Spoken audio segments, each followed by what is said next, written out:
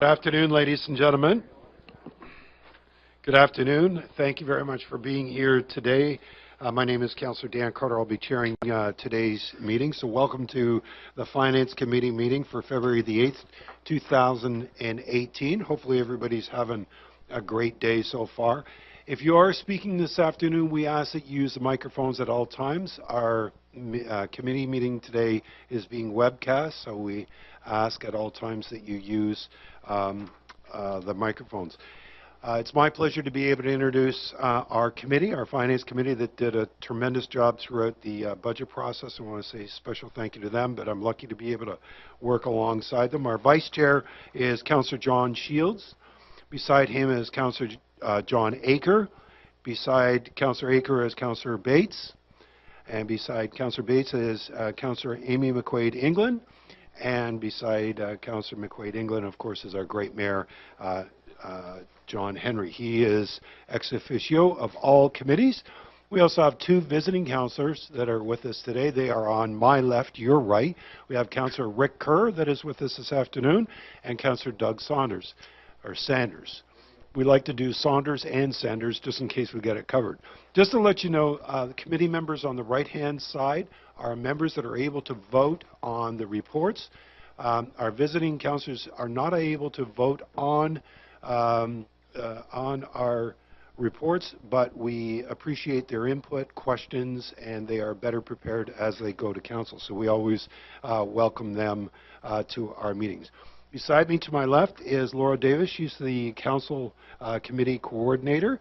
And also with us this afternoon, that you'll hear more from, is our Executive Director of Finance Services and our Treasurer, Ms. Stephanie Sinnott. And good afternoon, Ms. Sinnott. Would you introduce our staff that are in attendance today? Thank you, Chair Carter. We also have in attendance Paul Ralph, the Commissioner of Development Services, Michelle Bretherick, the Manager of Financial Reporting and Planning, Tim Dwyer, Manager of Taxation and Revenue, Susan Korbach, Coordinator of Financial Reporting and Planning, Lorraine Fuller, Coordinator of Financial Reporting and Planning, Warren Monroe, the Director of Planning, Dave Lyon, Manager of Purchasing, David Potts, the City Solicitor, and Jag Sharma, the City Manager. Thank you very much, Ms. Sinnott. Greatly appreciate it, and welcome to all staff members that are here with this afternoon. I'm going to turn to Councillor Shields. Councillor Shields, our first item that we've got to deal with is an additional agenda-related item. Do you have a motion, sir? I do. Moved by myself that Attachment 1 to Report FIN 1814 be added to the Finance Committee agenda for the meeting on February 8th, 2018. That's the motion that's on the floor. All those in favor? Opposed? That's carried. Thank you, Councillor Shields. Is there any declarations of pecuniary interest that need to be noted? Good afternoon, Councillor Aker. I'll make a declaration of interest on FIN 1818. My spouse owns shares in publicly traded medical marijuana companies, and they may become suppliers of legalized recreational marijuana. Okay, thank you. Any other declarations of pecuniary interest that need to be noted at this particular time? Thank you. Good afternoon, Councillor McQuaid-England. Sorry. Yes, I would like to declare a conflict. I have shares in marijuana companies. Okay, and that refers, of course, to Item FIN 1818. Yes. Thank you very much. Same as Councillor Aker. Thank you. Those two, those two have been noted.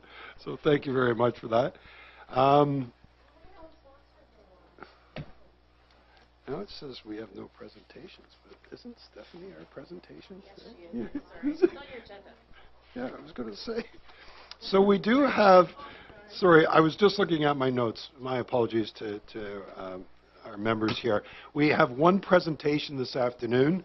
Our Executive Director of Finance Services and Treasurer, Ms. Sinnott, is going to do a presentation of the 2017 Business Plan accomplishments.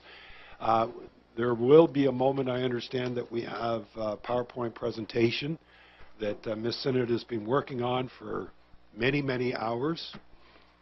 And we'll be turning down the lights. Is that correct, Ms. Sinnott? Thank you very much. Would you like those down now? Okay. Thank you and good luck.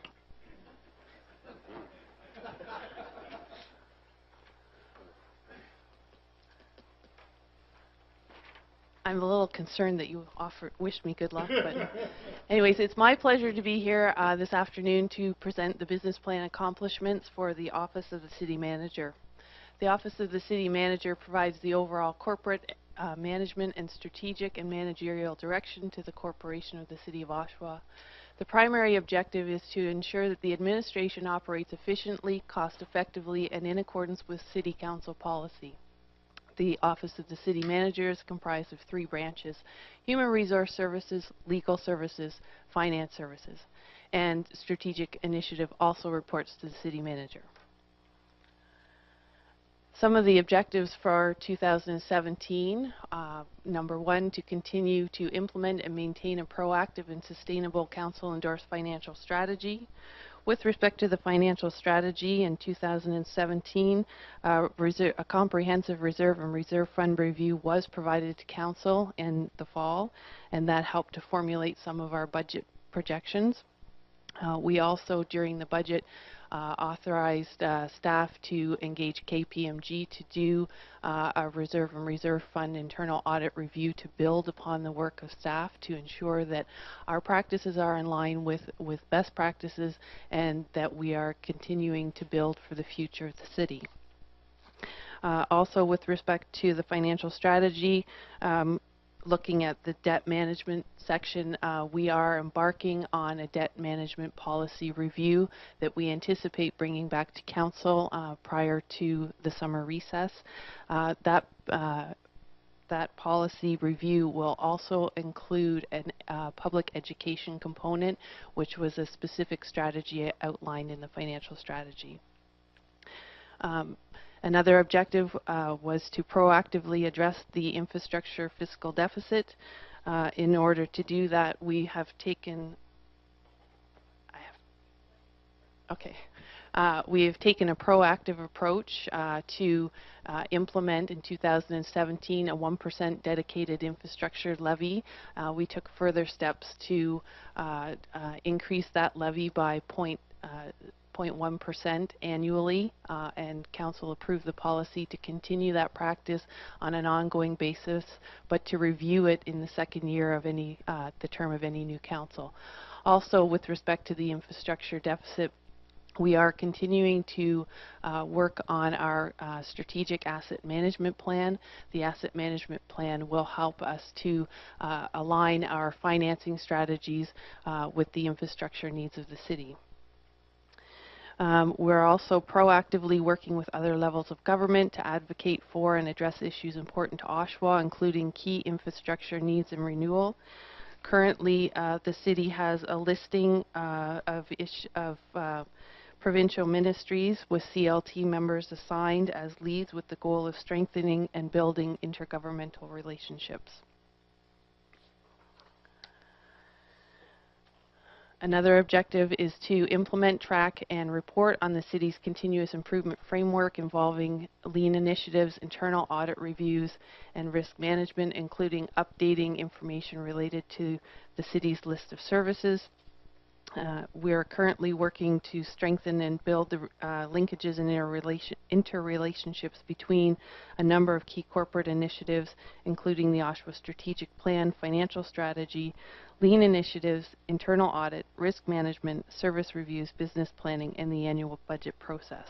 In order to execute this, a number of executive sponsors have been assigned to these areas. Risk management has been assigned to Commissioner Paul Ralph. Lean initiatives and service reviews have been assigned to Commissioner Ron Diskey, and internal audit has been assigned to me.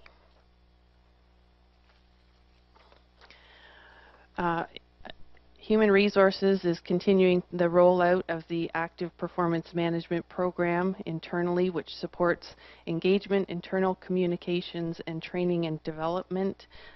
This program has been launched citywide with the implementation starting in October 2017 and will continue through January 2019.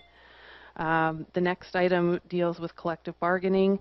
So the collective bargaining with Local 3760, the Crossing Guards Union, has been undertaken and I believe is nearing completion. The CUPE Local 250 outside workers, they started their collective bargaining process yesterday on February 7th with their exchange of proposals.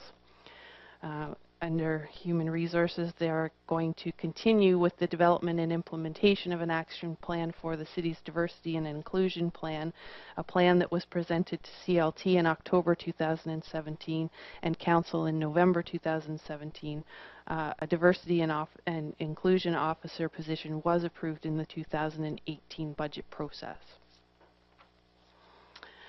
The city's legal department services has advanced discussion with regional legal services respecting the mutual benefits and proposed strategy for the reports to their representative councils for the municipal law enforcement and licensing services system of administrative monetary penalties. And that concludes my presentation. Ms. Sinnott, thank you very much. We're going to turn the lights back on. Thank you very much for your preparation and your presentation this afternoon. We're going to go to our committee members first. Councillor McQuaid-England, good afternoon. You have the floor. Thank you. Can you go over what commissioners were assigned again to what projects? The executive sponsors that were assigned to various initiatives were for risk management, Commissioner Paul Ralph; lean initiatives and service reviews, Commissioner Ron Diskey; and myself for internal audit. Okay, so with the risk management, what's included under that portfolio? Is that like our real estate risk and that sort of stuff, and that's why it's under development services? No, this is for the corporate risk. So we have a corporate risk framework that was presented to Council last year as part of the matrix of continuous improvement, which linked the lean reviews, the service reviews, the internal audit and risk management functions. The senior leadership team has been working with KPMG to identify corporate risks and establish a matrix and inventory of those risks. I'm just for that one. I'm just not understanding why it is under corporate services. And maybe it's not appropriate to ask, or I'm not sure.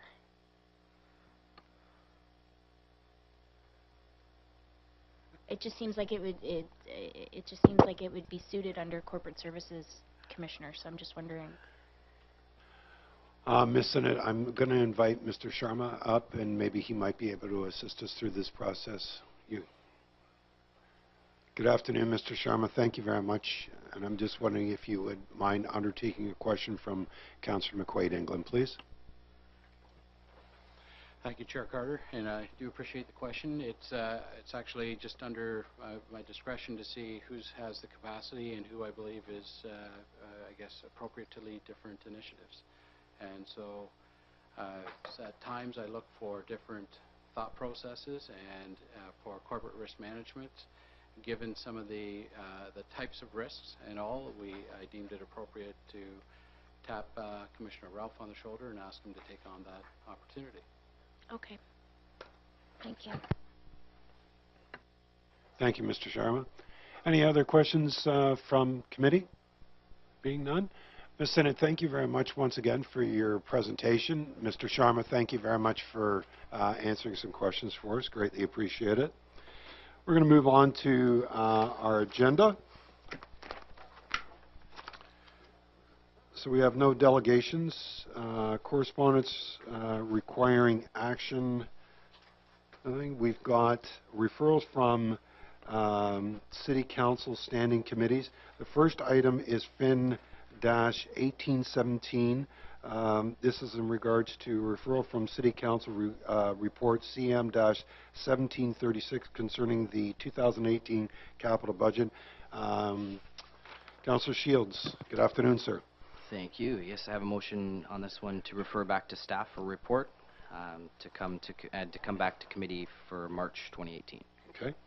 So the motion is the referral to refer to staff for a report that will be coming back to this committee in March of 2018.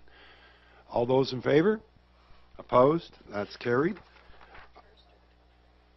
The 29th. The next item, we have to take into consideration the two declarations, one by Councillor Aker and one by Councillor McQuaid England, so maybe somebody could call for a recorded vote on it. It is FIN 1818.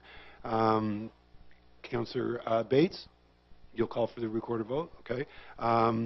Councillor Shields, I'm sorry, Mr. Mayor, good afternoon, sir. Good afternoon, Chair Carter, and just a quick comment on this one. When we say that the funds return to municipalities, I hope it is the lower tier municipalities that are responsible for the delivery of bylaw services, that it doesn't create a fund that goes just only to the upper tier, which would be the region. That both policing, which is a regional issue, but all the other issues related to cannabis will be a lower tier responsibility. So it's important that that we are recognized, that we will deliver those frontline services for inspection and of the facilities, and that both the upper and lower tier, deserve part of this, if you understand what I'm trying to say. I absolutely hear what you're saying. And Mr. Mayor, if you'll go to page 1B, I believe it is, which is the resolution from the Lakeshore community. At the very top, now therefore be it resolved that the Government of Canada and the Government of Ontario be urged to allocate a proportionate share of the new tax revenues generated from the sale of marijuana to the municipalities directly.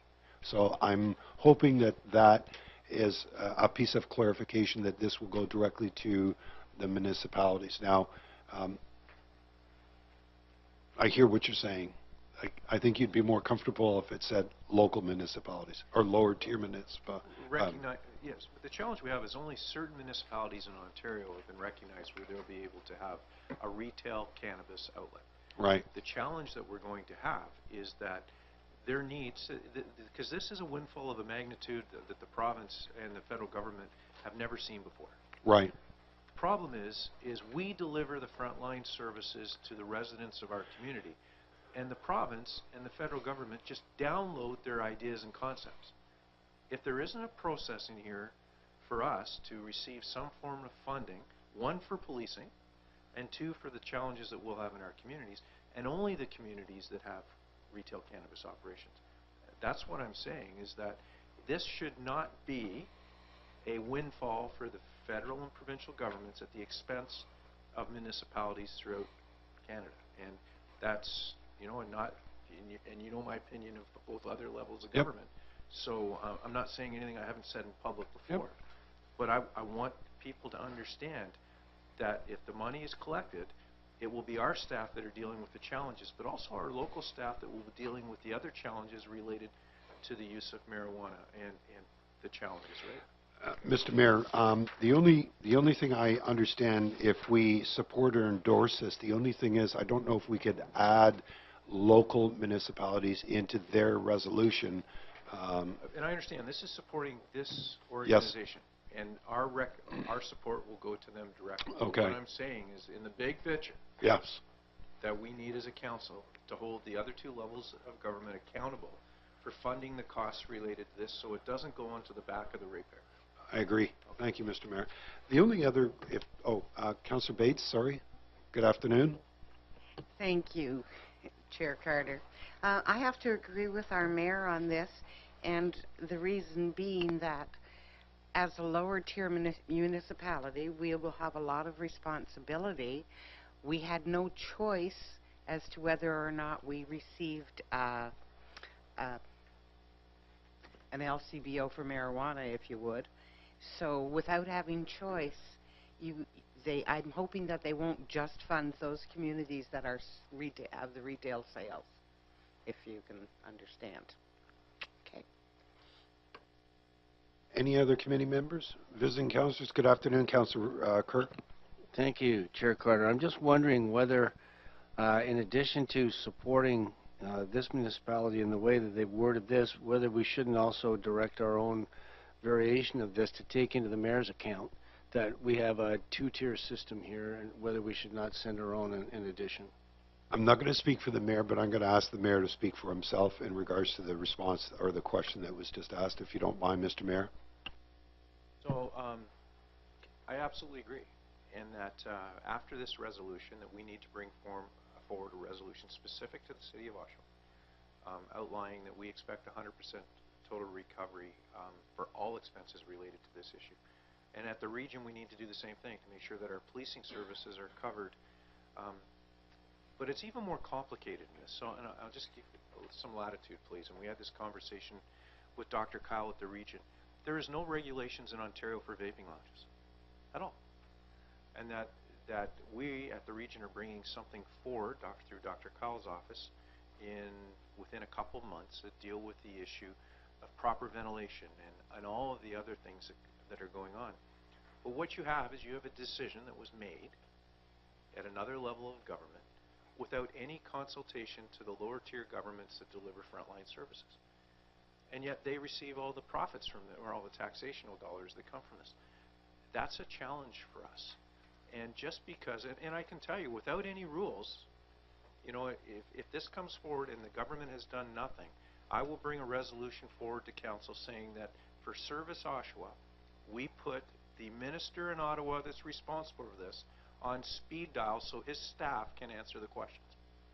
And in the province of Ontario, the minister responsible for this, the Minister of Municipal Affairs, his staff will put them on. And when you call in for a complaint on the issue of medical or recreational use marijuana that we can't deal with because there's no governance related to this, and they haven't put the rules in place, that they should directly contact the ministers responsible, and we will make sure that their office numbers are readily available, or maybe even as a convenience to our residents, we can transfer the call directly from Service Oshawa.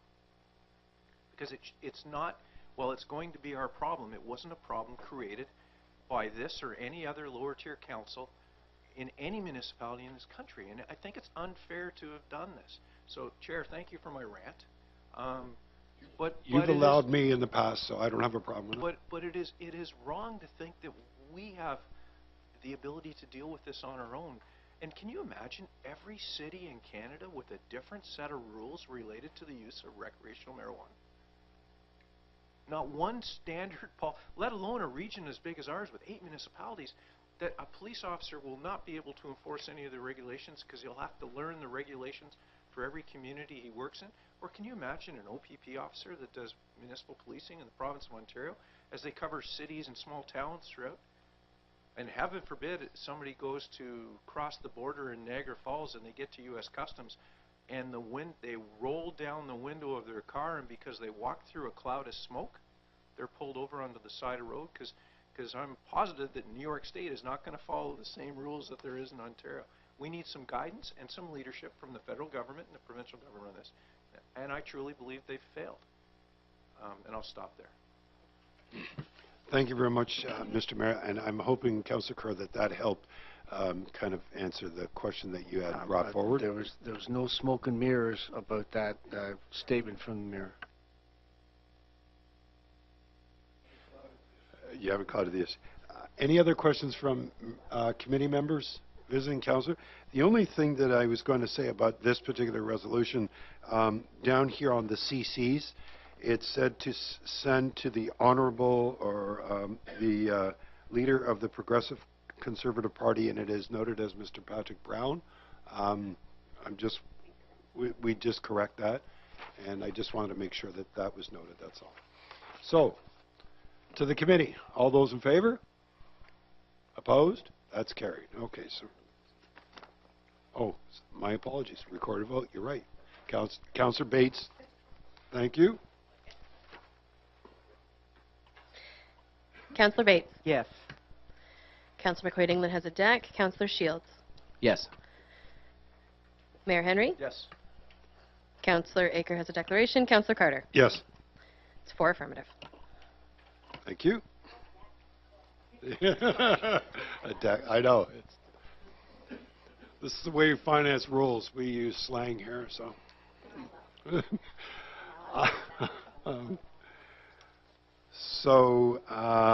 We've dealt with those 2 items. We now, reports from advisory, none. report, motions, required actions, none. We go to the public consent agenda. Any items on the public consent agenda that members would like to pull? Noting none. Councillor Shields. Moved by myself that all items listed under the heading Public Consent Agenda for the February 8th, 2018 Finance Committee meeting be adopted as recommended. That's the motion. All those in favor? Opposed? That's carried.